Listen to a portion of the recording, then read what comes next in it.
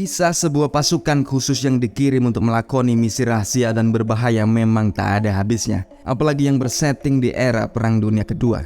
Dan dalam film ini sebuah pasukan khusus asal Inggris sengaja diterjunkan untuk menyusup sebuah benteng raksasa Jerman yang terletak di pegunungan Alpine. Misi mereka ialah menyelamatkan seorang brigadir jenderal asal Amerika. Karena kalau sampai brigadir jenderal ini mati, Amerika akan batal menjadi sekutu Inggris dan malah akan memerangi Inggris sendiri. Dan ini juga punya kemungkinan terburuk bahwa invasi raksasa D-Day di Eropa tak akan jadi digelar. Namun situasi menjadi semakin rumit dan runyam ketika sebenarnya Brigjen ini ternyata ialah seorang kopral yang menyamar, yang sedang memerankan sandiwara tipu dayanya untuk mengelabui pihak Jerman. Dan dari sini, fitnah, adu domba, tipu daya, dan peran mata-mata menjadi semakin kompleks. Sampai mana fakta yang benar dan mana yang murni kebohongan tak memiliki batas lagi. Dan di film ini pula kita disajikan sendiri bagaimana pihak sekutu, terutama Inggris dan Amerika, menerapkan berbagai cara yang sebenarnya sangat kotor dan penuh dengan tipuan demi tipuan untuk mengacaukan intelijen Jerman dan agar sekutu bisa keluar sebagai pemenang di Perang Dunia Kedua.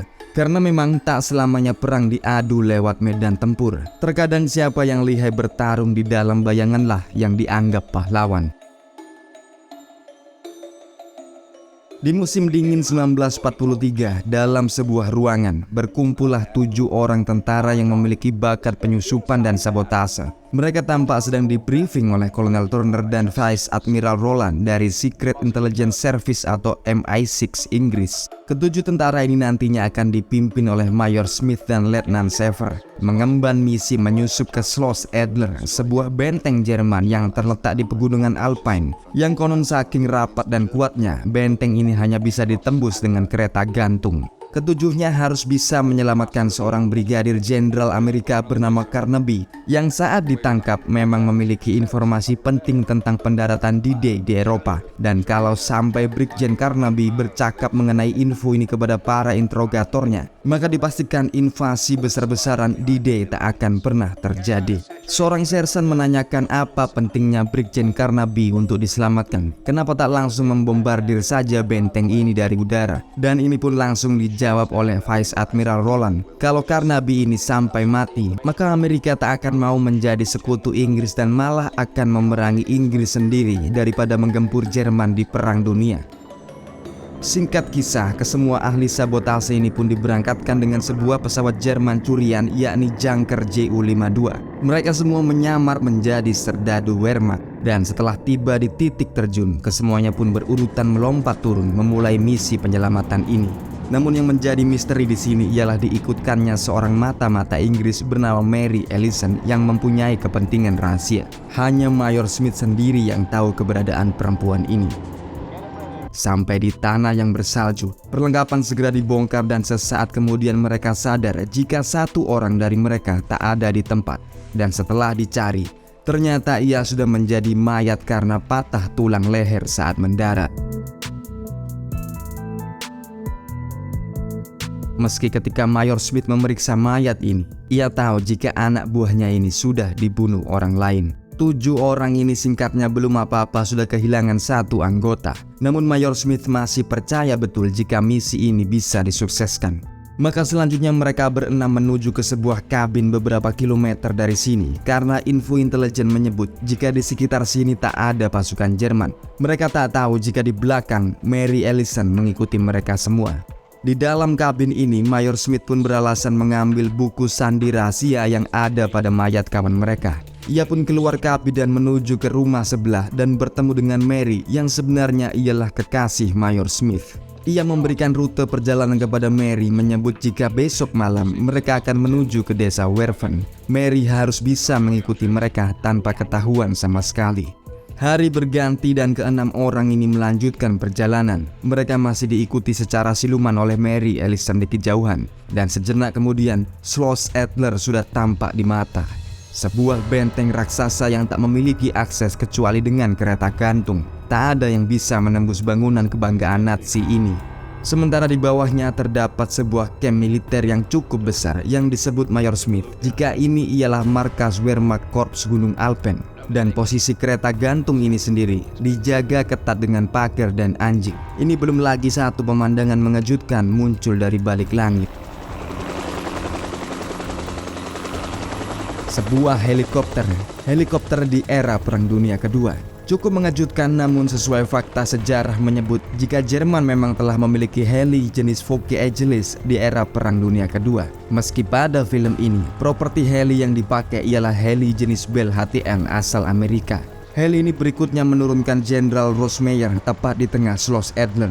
Ia disambut dengan beberapa peleton tentara dan bertemu dengan seorang perwira SS bernama Kramer. Dan ia cukup terkejut jika di benteng ini juga terdapat Gestapo. Ia meminta kepada Kramer jika sebisa mungkin Gestapo tak diikutkan dalam interogasi tawanan.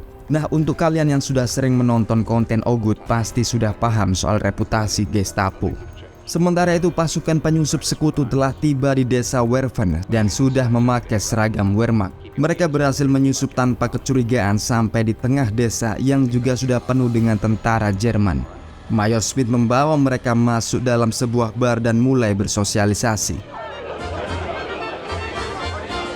Smith lantas menemui kontaknya, seorang agen ganda Jerman bernama Heidi.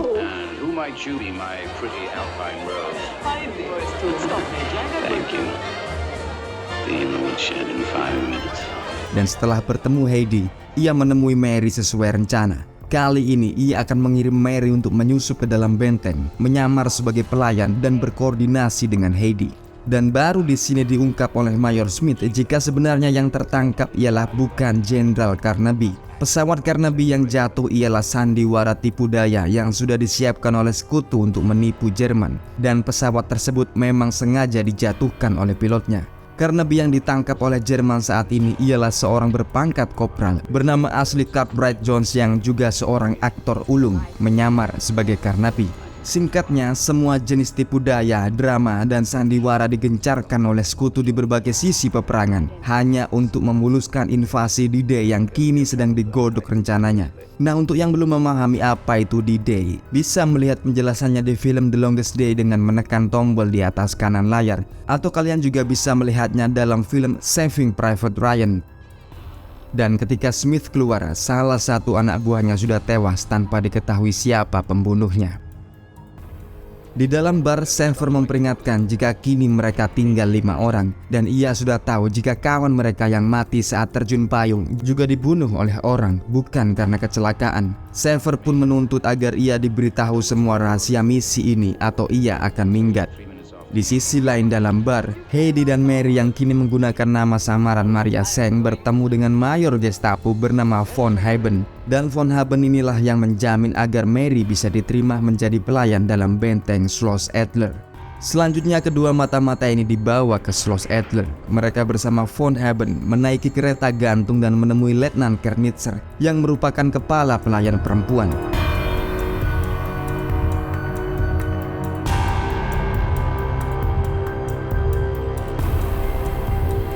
Sementara itu, Mayor Von Haben diinformasikan jika telah terjadi penyusupan di area sekitar. 5 orang serdadu Inggris menyamar menggunakan seragam Jerman.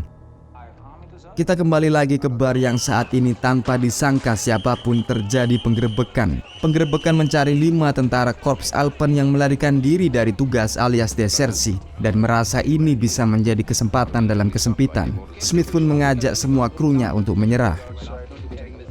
Mayor Smith dan Letnan Sever pun dibawa langsung untuk diinterogasi khusus sebagai perwira.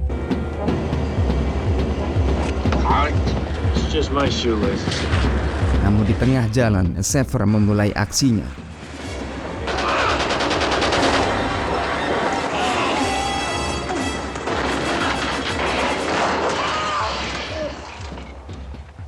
Lolos dari semua penangkapnya, Smith dan Sever kembali lagi ke gudang rahasianya di stasiun Werven. Kini mereka tinggal berdua tanpa ketiga anak buahnya.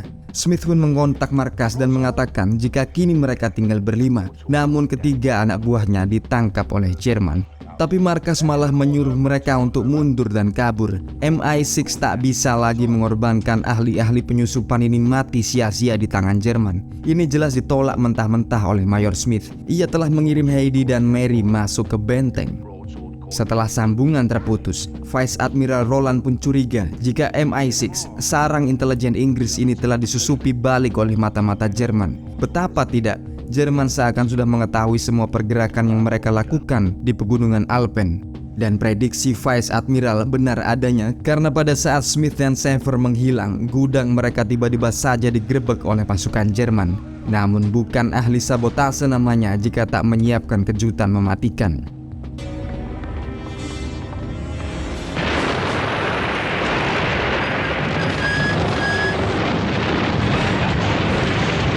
Dan setelah ini, memanfaatkan kekacauan yang terjadi, keduanya langsung kabur mencuri motor Zundak.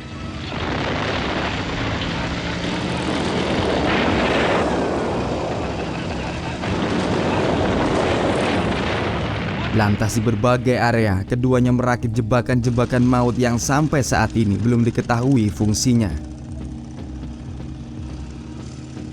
Singkat perjalanan mereka sampai di bawah benteng Schloss Adler, bertepatan dengan 3 orang anak buah mereka yang akan dibawa masuk ke dalam benteng dengan kereta gantung. Maka dengan seksama, kedua perwira ini lantas menyusup ke atas atap kereta gantung yang melintas naik. Di depan mereka, benteng Schloss Adler sudah tampak semakin dekat. Sementara itu di dalam benteng, Mary pun juga sudah memulai aksinya di waktu yang tepat. Ia bisa melihat Mayor Smith sedang menyeberang di kejauhan. Di sisi Mayor Smith sendiri, tembok benteng semakin rapat. Ia memerintahkan Sever untuk naik dan di waktu yang tepat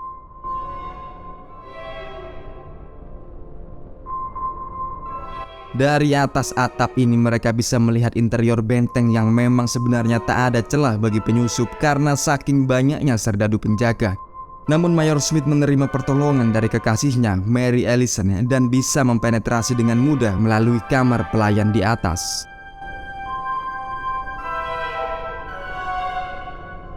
Berhasil naik ke atas kamar Mary, Smith segera mempelajari denah benteng dari gambar yang dicuri oleh Mary, lantas memberanikan diri keluar kamar dan membaur dengan penghuni benteng. Sementara Mary sendiri kini sibuk dalam menyiapkan dinamit-dinamit yang akan digunakan sebagai penutup misi nantinya. Namun belum ia selesai, Mayor von Haben mengunjungi kamarnya. Ia ingin mengajak Mary untuk berkencan. Dan di bar ini, pelan dan secara cermat, Mayor von Haben menguliti identitas asli Mary. Meski akhirnya ia masih membiarkan Mary melanjutkan perannya, sembari mengantarnya balik dan pulang ke kamarnya. Misi sudah semakin jelas resikonya. Satu kesalahan langkah, nasib mereka akan berakhir di tangan Gestapo.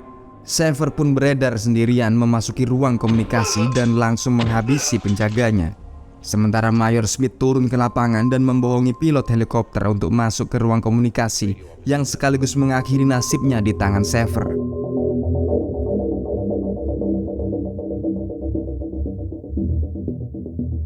Kali ini mereka langsung mencari Kopral Cartwright Jones yang sedang memerankan Brigjen Carnaby. Kita bisa melihat jika sejauh ini pihak Jerman masih percaya jika tawanan ini benar-benar Brigjen Carnaby. Dan kini Jenderal Rosemeyer merayunya sungguh-sungguh agar membeberkan di mana front kedua peperangan akan dimulai oleh sekutu.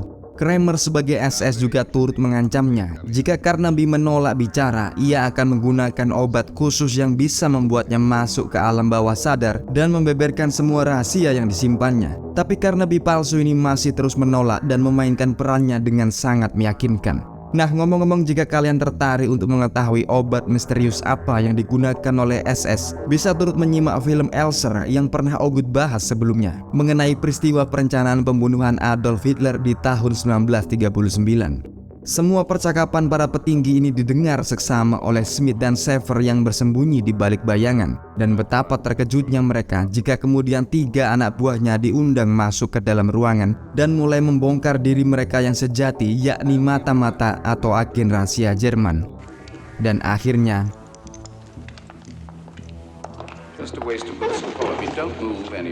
nah, barulah kita tahu saat ini kenapa Mayor Smith sungguh penuh dengan rahasia dan misteri di awal film.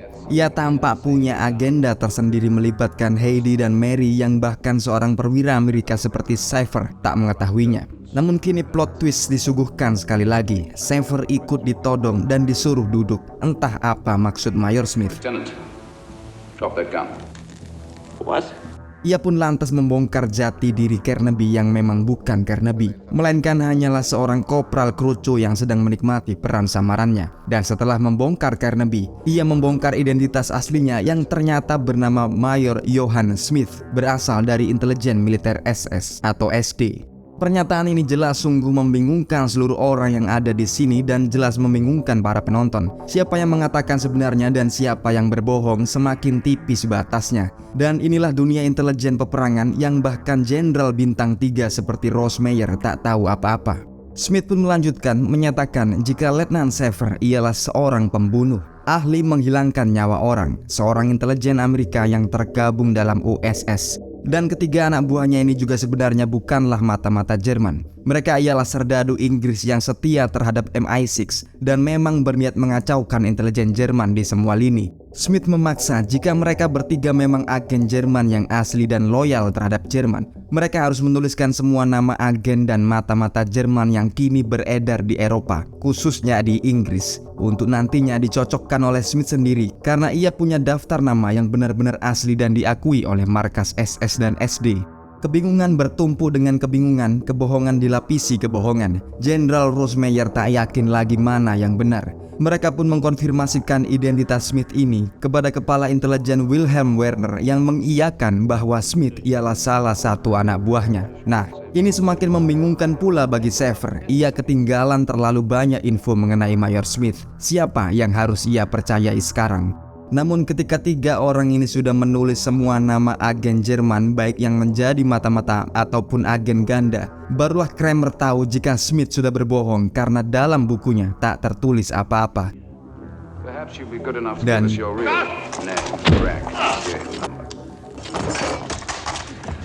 ia pun mengungkap jika misinya ialah mendapatkan daftar nama agen rahasia Jerman yang untungnya kini sudah ditulis dengan lengkap dan rapi oleh ketiga mantan anak buahnya. Dan konyolnya, ia sudah bekerja sama dengan Wilhelm Werner selama beberapa tahun ini dengan membohongi kepala intelijen tersebut. Werner sendiri tak tahu jika Smith ialah seorang SS palsu.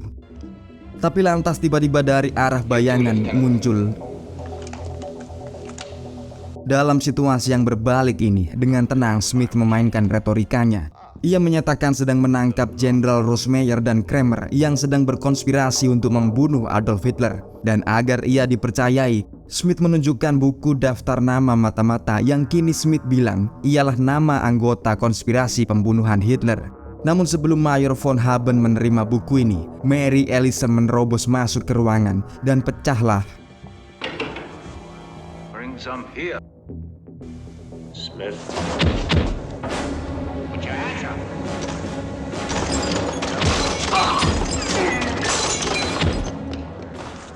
Mati sudah Jenderal Bintang 3 Rosemeyer dan Kramer bersama dengan mayat von Haben yang kini teronggok tak bergerak. Dan kalau kalian masih bingung, Ogut jelaskan sekali lagi afiliasi masing-masing orang di sini. Smith pada aslinya ialah Mayor Inggris dan setia kepada Inggris. Demikian pula Xavier ialah Letnan Amerika dan setia terhadap Amerika. Sedangkan Cartwright Jones alias Carnaby palsu ini ialah serdadu Amerika dan setia terhadap Amerika. Sementara ketiga orang ini ialah agen dari Jerman yang selama ini bekerja sebagai serdadu Inggris. Mereka loyal terhadap Jerman dan kebetulan saja sedang sial malam ini bisa difitnah dan diadu domba dengan mudah oleh Mayor Smith. Dan setelah ini rencana berikutnya ialah mengacaukan seisi benteng. Dinamit yang dibawa oleh Mary segera disiapkan dan dipasang di berbagai sudut bersamaan dengan Smith yang memimpin pelarian diri mereka semua. Sementara Xavier menjelajahi benteng sendirian dan terus memasang dinamit.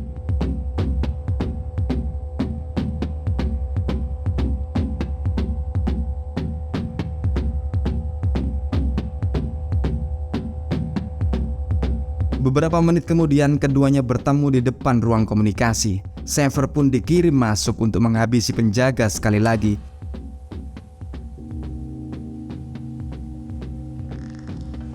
Namun ternyata, apa mau dikata, kekacauan karena alarm yang sebenarnya tak diharapkan ini sudah terjadi. Smith pun dengan cepat menghubungi markas, sementara Schaefer bertempur sendirian menghalangi serdadu Jerman.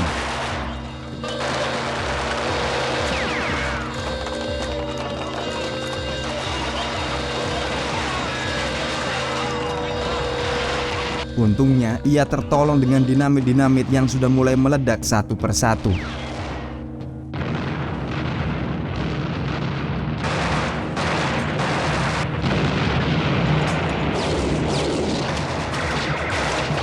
Dan markas yang dikontak pun berjanji akan mengirim pesawat transport untuk menjemput.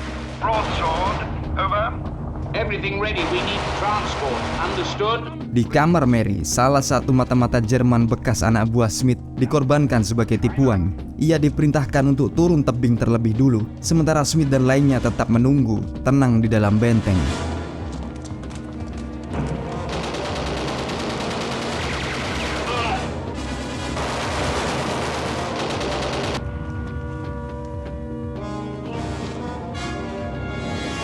Namun karena kalah jumlah, posisi mereka semakin terpojok, dan di berbagai sudut kekacauan semakin menjadi-jadi. Dan di saat yang aman, barulah kelompok Smith menjelajahi benteng mencari jalan keluar terbaik, meski pasukan Jerman terus membuntuti dari belakang. Hingga mereka menemukan sebuah ruangan dengan jendela kecil dan langsung memasang tali untuk bersiap turun.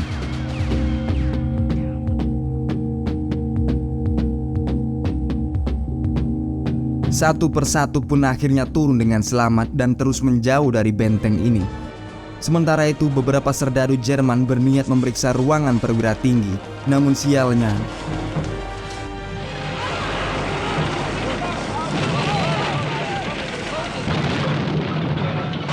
hingga perjalanan membawa mereka kembali ke stasiun kereta gantung, Schaefer langsung turun dan menyalakan mesin pengereknya. Smith sendiri memerintahkan dua agen Jerman ini untuk naik ke atap kereta terlebih dulu. Tapi sekali lagi dengan tipu daya, keduanya berhasil melumpuhkan Schaefer.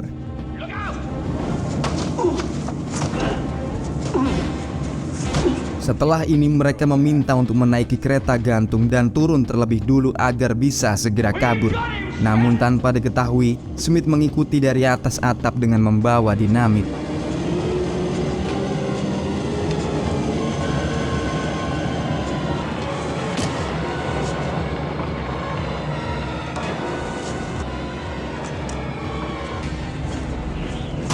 Ketiganya pun langsung terlibat pertarungan di atas atap kereta gantung. Meski akhirnya Smith dengan perlahan bisa melumpuhkan seorang di antaranya, dan satunya lagi berakhir dengan naas.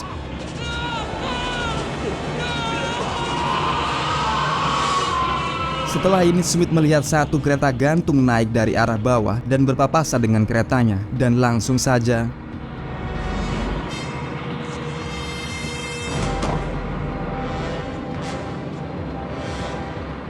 di stasiun kereta gantung, Schaefer akhirnya tersadar. Sementara di luar, para serdadu Jerman sudah sibuk ingin menjebol pintu masuk ke stasiun.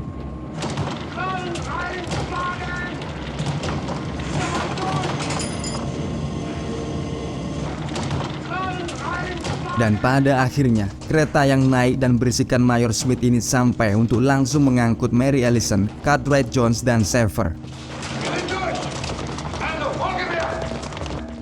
Di tengah jalan, Schaefer sekali lagi menyiapkan dinamit untuk diledakkan, karena memang halangan mereka masih sangat banyak. Di stasiun di bawah, pasukan Jerman tengah bersiap menghadang. Dan belum sampai kereta gantung Smith tiba di stasiun bawah gunung, ia membawa krunya untuk melompat masuk ke sungai.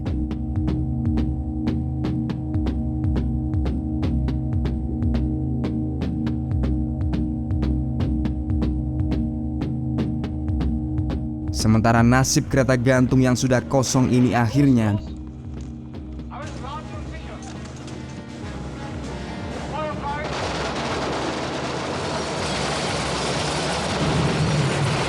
tak terbayang berapa suhu dalam air di sungai ini. Namun yang jelas posisi mereka sudah aman. Kini tinggal menemui Heidi yang juga sudah berhasil pula mencuri sebuah bus berwarna merah yang terus melaju kencang keluar dari desa Werven.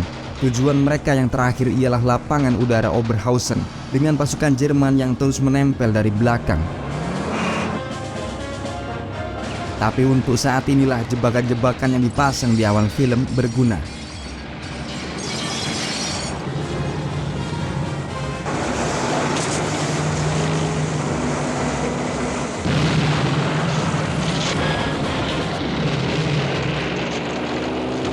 Dan pada akhir perjalanan, sebagai kejutan pamungkas, Sever memasang dinamit di sebuah jembatan sebelum mereka bisa benar-benar tiba di lapangan udara Oberhausen. Karena memang jauh di belakang, Jerman terus berusaha membongkar rintangan-rintangan mereka.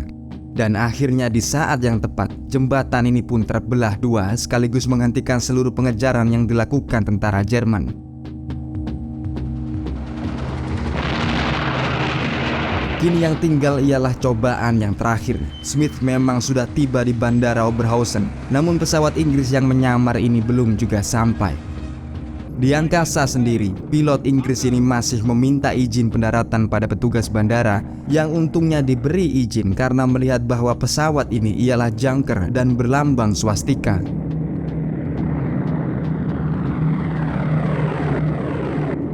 You are cleared for immediate landing. Over. Coming in. Over. Maka seketika mengetahui hal ini, bus merah menyala ini dilajukan sekali lagi, menerobos bandara dan langsung menuju ke dekat pesawat sembari mengobrak-abrik seisi lapangan udara. Dan sesudah merapat ke pesawat, Heidi, Mary dan sisa kru Smith pun langsung masuk ke lambungnya, membiarkan pilot ini menerbangkan mereka pulang ke Inggris. Di dalam pesawat mereka bertemu dengan Kolonel Turner yang merasa puas dengan keberhasilan misi. Apalagi Smith bisa mengantongi seluruh nama mata-mata dan agen ganda Jerman yang berada di Eropa. Ini hadiah luar biasa untuk intelijen kerajaan Inggris.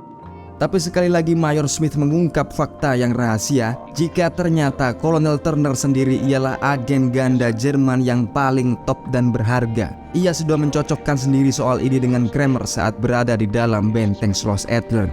Penjelasannya begini, Bor. Vice Admiral Roland menunjuk Kolonel Turner untuk mengatur misi ini, meski sebenarnya Roland mencurigai Turner sendiri. Nah, Turner dengan presisi memilih Mayor Smith sebagai pemimpin misi karena info dari pihak SS, terutama Wilhelm Wender, mengatakan jika Smith ialah agen ganda yang bekerja untuk Jerman. Fakta ini membuat Turner menganggap Smith sama dengannya, seorang agen ganda. Padahal kedok agen ganda ini cumalah tipu daya Smith untuk menipu Jerman. Nah, karena Jerman tertipu, maka otomatis Turner juga tertipu.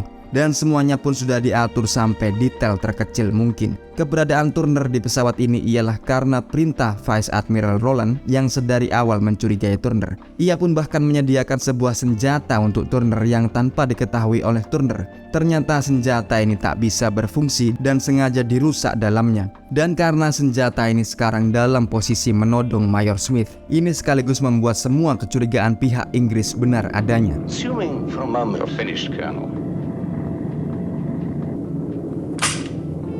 Turner secara tak langsung mengakui jika dirinya bekerja untuk Jerman dengan menodongkan senjata pada Mayor Smith. Benar-benar trik dan intrik intelijen dan counter-intelijen yang luar biasa berlapis dan sungguh detail dalam Perang Dunia Kedua. Dan sekarang, Smith berniat menyerahkan Kolonel Turner ke mahkamah militer untuk kasus pengkhianatan. Namun ternyata Kolonel Turner memilih untuk mengakhiri hidupnya sendiri daripada harus menanggung malu di pengadilan. No, Colonel, you don't. You'll be tried for treason. Dan demikianlah sinema ini, semoga bisa menghibur kalian semua dan mengingatkan bahwa peperangan tak selalu diadu di medan tempur. Wassalamualaikum, bye.